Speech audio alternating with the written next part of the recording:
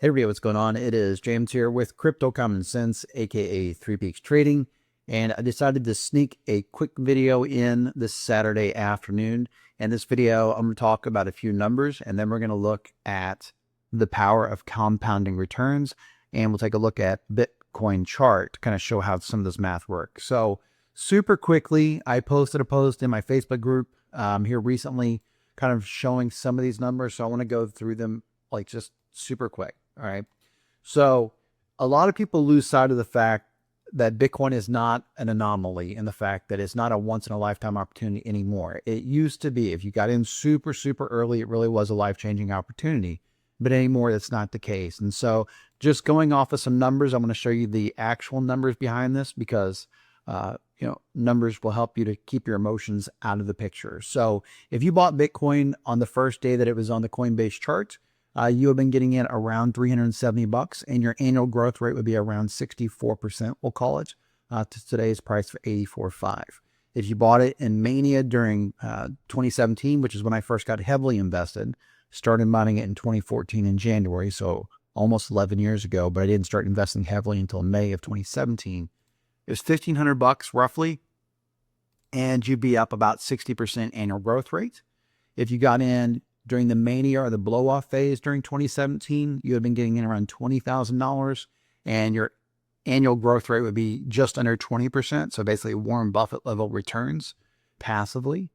If you got in during the COVID lows, you'd be averaging about 71.5% per year. If you got in, unfortunately though, this is where things start to fall apart. Again, the math does not lie. If you got in during the 2021 highs, which was 4 years ago, guys, 4 years, your average annual return would only be about 5.22% annual growth rate. Now, treasuries averaged about 5% over the same timeline with almost no downside risk because they're backed by the full faith of the U.S. government. And I'm not going to get into a tangent about, what that actually means. I know some people live in fairy tale land and they're like, oh, but it's going to default and all. Listen, if that happens, there are much bigger problems to worry about. So 5.2% in Bitcoin, or roughly a similar return if you just had SGov or some type of treasuries. And for especially those of you in the United States, you need to talk to an accountant or a tax professional, because what you'll find out is the gains on treasuries and things like SGov, they're actually taxed differently, and there are certain tax breaks involved. So it could actually end up being a better return, depending on how you handle that. If you look at the November 2022 lows, which is the last time that I bought Bitcoin to hold, which I have since sold, it was 15,512. I got in at like 16 something. But if you bought at 15,512, your annual growth rate was about 76%. So still there's some opportunity if you time it correctly, but not blindly buying in, right? And then unfortunately, if you look at yesterday's, I did this video yesterday and I did it last week and I keep redoing it, try to keep it shorter. But anyway, this is roughly correct, right? The 1 year growth rate is negative 14%, meaning if you invested in Bitcoin a year ago, you're actually down. How is that even possible when pretty much the whole stock market as a whole has went up, up, up, and yet Bitcoin went down? That's a really, really bad sign. To show the other side of this, of course, if you sold the absolute all-time high, you would have made about 114% annual growth from 1 year previous to that. Okay, so those are the actual numbers on Bitcoin. Some other numbers that I think you might find interesting, because there are some people today, some analysts today, who are super bullish on Bitcoin, especially people who kind of converted from internet marketing gurus into these Bitcoin and crypto gurus. Like, you guys don't know this, a lot of you don't, but I do, because a lot of these same analysts were people who actually openly mocked me in 2017 because I was so bullish on Bitcoin. I was posting a lot about Bitcoin on social media. I was encouraging people to, really get involved in it. And I didn't just get mocked. Some of my friends and internet marketing peers playfully mocked me, just, thinking I was naive or gullible. But some of them insulted me. And there was a couple of fairly big names in that space who I had falling out with over this, because like one of them specifically, well, two of them come to mind.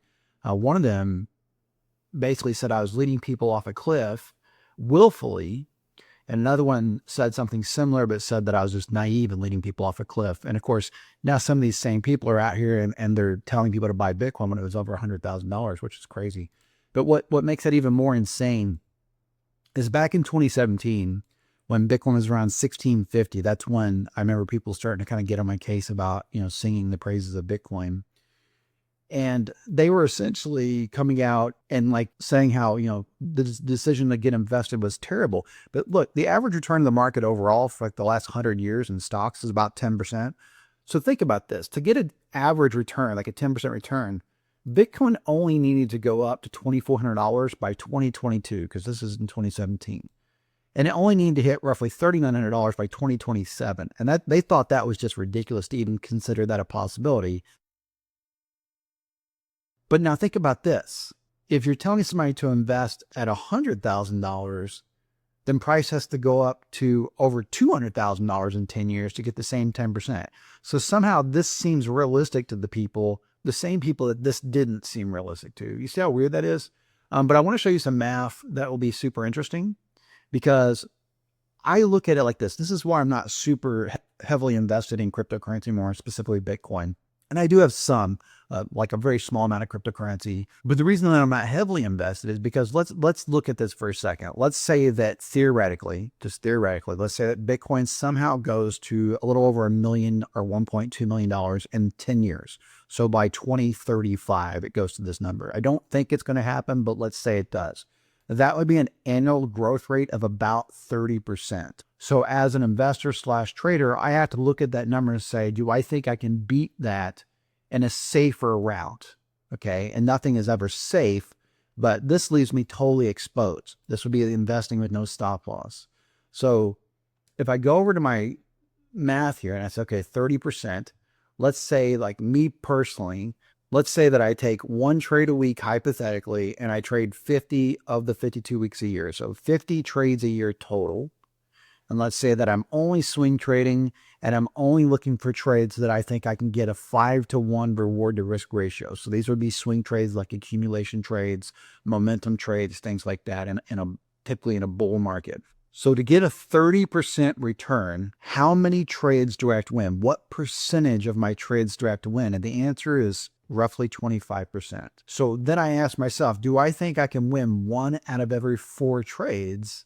Or do I think it's more likely that I can buy and hold Bitcoin? And for me personally, I'm not saying for you, but for me personally, I feel like I'm more capable of this. And the added benefit for me is doing it this way, the trading way. All of my trades have stop losses. So I'm never risking more than 1% of my capital, except in extreme liquidity events that might stretch to a few percent, like if a stop loss got skipped or something crazy happened. But realistically, I'm risking a very, very small amount of capital in this route versus just being completely exposed in the Bitcoin route. So to go a little bit deeper down this rabbit hole, I want to show you guys some annual growth rates on some other assets. So if I went into the QQQ at the .com highs, I would have been buying it around $102. The current price when I got this price, it's a little different now, but the current price when I got this data was $603.66. So the average growth rate was only about 7%, which was less than the market average over the last 100 years. But it's because I would have been buying at the all-time highs. Whereas if I had bought post-bubble lows, I could have got in at 1673 and got a 14.99% return. Now, I know that on the surface, that doesn't seem like a big difference. It's like, well, for 7%, who cares? But remember, this is annual growth rate. This is a huge difference. How big of a difference? Let me just show you. So if I had a growth rate of roughly 7% for say 20 years, then essentially $1 becomes $3.86.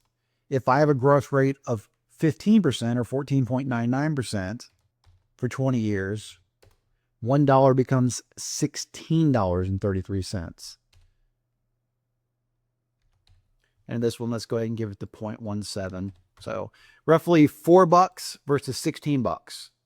That's the difference, a 4x difference. That's a direct result of having better timing in the market and not blindly chasing highs. If we look at the Ethereum. If you bought it on the close of the first day, it was on Coinbase at 1361, your average growth rate was about 75%. So a little bit better than Bitcoin in most cases. If you bought Doge the day it was listed on Kraken, which by the way, by the time it was listed on Kraken, it was way, way up. But even if you bought it there, your average growth rate was about 54%. If you bought BNB, which is super painful for me because I did, when it came out, it was $1.57. And if you were holding it still, you'd be up annual growth rate about 119%. I actually used thousands and thousands of BNB for trading fees back then because they gave you like a 10% discount. So I don't want to know exactly how much, but I would say I spent millions and millions of dollars on trade fees without knowing it. NVIDIA, if you bought it at the 2022 bear market low, then your average growth rate has been about 140%. However, if you bought it just a few months earlier at the 2021 high, your annual growth rate drops to 53%. So what I'm trying to impart to you is how important timing is. And I'm not saying that you can perfectly time markets, because I'm not saying, hey, buy the perfect bottom or sell the perfect top, but you can look at a market and get a general idea. If we look at Bitcoin as an example of this, and we go to Bitstamp and put it on the monthly chart, I've done several videos on this, but not everybody sees all the videos. Sometimes people skip around and things like that. So here is the first Bitcoin bubble. It ran up from pennies to 32 bucks. So if we just simply waited for this to drop to the 80% level, we could have bought it $6. Again, not the perfect low, but a much better deal. Drastically changes the returns on this. If we did the same thing in the next cycle, we could have been buying at around $250. If we did it in the following cycle, we could have been buying around $4,000 or $4,200. If we did it in the following cycle, we could have been buying at around $16,000, $16,300. See how every time it comes back to the 80%? Now, it's not guaranteed to do that every single time, but it has so far. So what's ironic to me is how people in cryptocurrency, they pick and choose what they want to use. They'll say, well, Bitcoin follows 4-year cycles and Bitcoin does this and Bitcoin does that. And they'll rely on that like it's, some infallible idea, but they'll ignore basic technical analysis that has not just been shown to work on Bitcoin, but has been shown to work on all assets across hundreds of years of history. 80% retracements are par for the course for parabolas that break. And guys, we need to be super clear about this, especially if you're new to the channel. I'm not somebody that's playing hindsight as 2020 saying woulda, coulda, shoulda. This is a video I did 4 years ago in November of 2021, literally calling for a move to $16,000. Where did Bitcoin bottom at? Right around 15.5. I was using just basic technical analysis to make this prediction. 3 years ago, in November of 2022, I did a video saying, is the Bitcoin bottom finally in? Again, using technical analysis. I even did a video here saying, beware of the bear trap, because I knew that people would be trying to short $15,000 and $16,000 Bitcoin. And then again, a year ago, I'm saying, look for $100,000. These are all just tried and tested, proven technical analysis. Back here, this was in June or July of 2019, literally calling for that drop to $4,000. I'm not Nostradamus. I'm using the same technical analysis that anybody can use and anybody can learn. Some things that I do are not openly taught, and I will freely admit that. There are some things that I've learned just through sheer experience and sheer trading volume that aren't openly taught. But a lot of this basic stuff, it is basic, and people won't follow it because it's like, oh, it's too simple. It can't possibly work. But guys, it does work. And you don't have to take my word for it because you can see it. I've been posting videos for 8 years. I've been making social media posts for 8 years. I've been making these calls for 8 years that have come true over and over and over again. And when we talk about compounding returns, let me show you how crazy this is. Okay, I had to stop and help my daughter or something. She's on crutches right now. So I don't know exactly what I was saying, but I'll just jump back in right here. So if we look at compounding returns, let's say, for example, you got invested in Bitcoin. When I did heavily, again, I got started in January of 2014, but we're talking just tiny amounts. So let's say that you bought your first Bitcoin at 1607, right? Nice, weird number there. And let's say that rather than falling into the FOMO and everything, that when it hit $20,000 highs, because I did a video on December 7th, 2017 talking about this. Let's say that you sold your Bitcoin. So, and by the way, you would have got free Bitcoin Cash, which was worth $2,000 or $3,000 and all that. But let's just say you sold it for even 15,000, okay? 8x. So your $1 is now $8. So let's say you start with $1. Again, that's selling it around 15,000, 115,000. And let's say you waited for the 80% drop, which came in around 41.28. So you get back in there. The next time I called tops was actually not in November 2021. I did call it there, but I also said back here that it was probably topping. And let's just say you use some basic fundamentals to go with TA. If you move out 1 year from this, where short-term capital gains become long-term capital gains, there was likely going to be selling, profit taking. And if you sold there, you've been selling around 63,000. But let's say you sold at 60,000, for example. So you'd have been buying it around 41.28 ballpark, selling around 60,000. So it's 1,375%. So let's say you had $8 and you bought at 41.29 and you sold at, say, 60,000. Now your $8 is 116.25. And let's say you put that 116.25 in when it fell to 16, whatever the 80% level was, 16,299, so 16.3. You'd have 0.007 Bitcoin. And let's say you didn't even wait for the 127 top. Say you sold at 100,000 because that was a huge psychological level, times 100,000. That's $713.19. Now, I know some people would say, well, $700 is not the big deal. Guys, again, think about what I'm saying. This is if you started with $1, sold near the top, not the top, at 15K instead of 20K, waited for the pullback, put it back in, sold near the top, waited for the pullback, put it back in, sold not even really that close to the top. 100K is pretty far from 126,000. So if you put in 1,000 here and did that, you would have cashed out 713,000 before taxes and all that kind of stuff. If you put in 5,000, suddenly you're talking about $3.5 million. That is the power of compound returns. It's not about getting it perfect. It's simply about realizing that the opportunity doesn't exist at the all-time highs. The opportunity exists at the lows. Many, many times over the years, I've posted the Wall Street cheat sheet. A few other times I've posted this. Let's focus on this. Think about what this is saying. Euphoria is the point of maximum financial risk, whereas despondency and depression, that is the point of maximum financial opportunity. You shouldn't be getting excited about buying in the euphoric phases. You should be excited to buy during depression phases. And I'm not saying buy with reckless abandon or without risk management. That's not what I'm saying at all. What I'm saying is there's more opportunity in a market that is undervalued than in a market that is overvalued. Trading is different. Be very, very clear about this. Trading is a different animal altogether. I'm talking about investing in long-term like position trades. Like, for example, I had no problem with anybody looking for long positions back in the summer of 2024. Even though I thought Bitcoin was, like crazy value at $50,000 and $60,000, I did those videos last year saying that it was looking like it was going to go to 100,000 because it did. There were two different bull flags that were pointing up. There was a smaller bull flag that looked like this that was saying around 98,000 was a target. And if I took this whole move as the leg, then it was pointing to 107,000. Look where it stopped at before it pivoted back down, right at that level. So yes, there were obvious reasons. There was also the Fibonacci extensions. Watch this. The Fibonacci extension, I did videos on this way back then. The 1.618 was at 102,000.